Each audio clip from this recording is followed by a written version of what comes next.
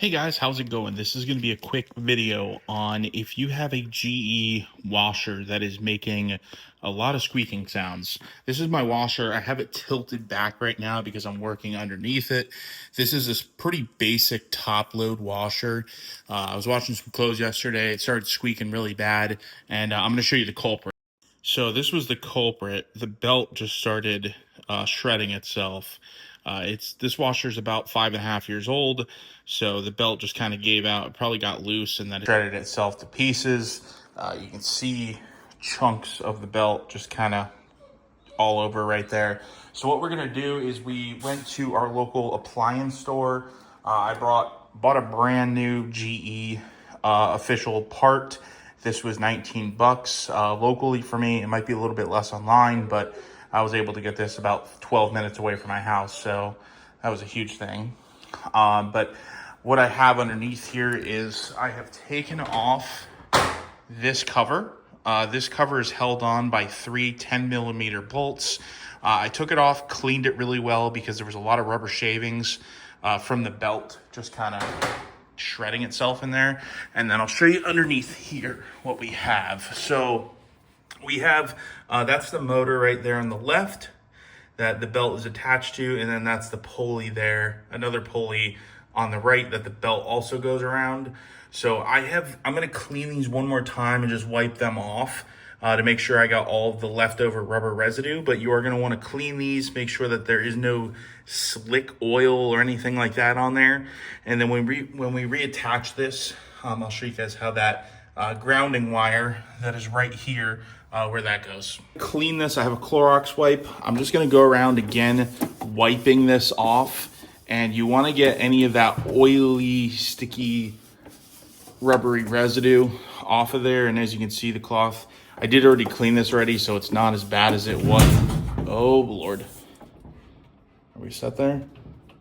I think so.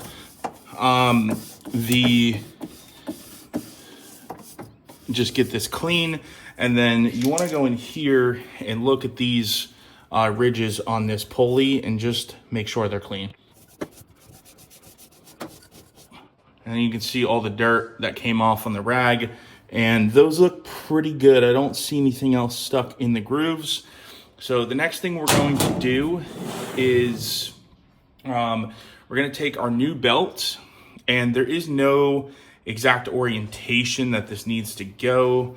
It looks like there's no arrows or anything. So we want these ridges to be lined up with here, and we're going to put those ridges, line them up with this belt assembly.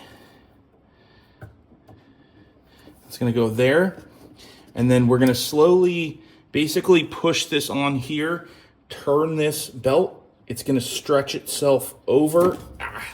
This might take a time or two to try, but you're going to have to turn this assembly while keeping the belt from popping off, and there we are. All right, and the new belt is on. So you do want to make sure that this belt is not sitting over the lip of this, because when it spins, if that is the case, it will walk itself off of there.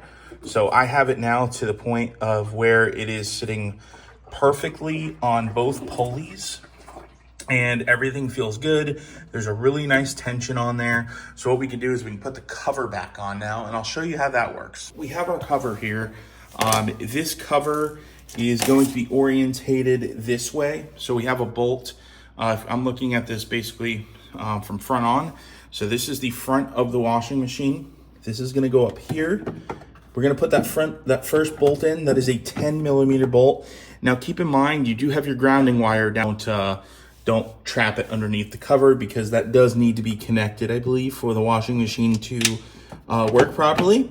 So 10mm bolt. We're going to thread this in. Let me get my driver here correctly. That's nice and snug. We'll do the next one. These do, the one kind of has like some Loctite on it. Not that that really matters, but. And then this last bolt is the most important. So you have your grounding, the nut needs to go on the grounding strap, or the grounding strap needs to go on the nut. And then underneath here, it's kind of tucked back there. you will feel where you need to insert that nut. I'm gonna get down here just so I can see it a little bit better. And it is right here.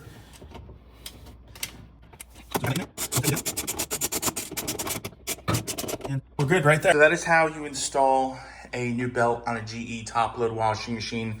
This may vary depending on the washing machine you have. But again, you have a bolt here, another bolt here, and then a bolt right there on the bottom side. You can see that with that grounding strap. So this is very simple. You just need to disconnect the washer from your water lines. And I'm just wiping this down, getting all the grease off that I got on here. But you do need to, I'll show you what I did. You do have to disconnect this from your water lines. I would recommend you do have to lean the washer back, not all the way on its back, but good enough. And I recommend taping the lid down, keeping this drain line above where the actual drain line is at the bottom, because otherwise it'll siphon and it'll drain the water that is in the machine, because these do hold a little bit of water even when they're empty. So just make sure, tape your drain lines up so they don't fall, and this should work pretty well for you. One note I do want to make, guys, when you hook your washer back up in your laundry room, is make sure your drain line, that you zip tie it to a supply line, because it'll stop it, even though it should never really back out because it's pretty deep in there. But make sure you do zip tie it. That way it cannot move out and then drain itself all over your thing here. As you can see, we are filling up. Everything is looking good, which that shouldn't matter. But we'll take a look when I get it on spin cycle and see how it sounds. All right, guys, and it is fixed. No more squeaking. Everything sounds good. Everything is spinning really well with pretty heavy laundry in there. Thanks for watching.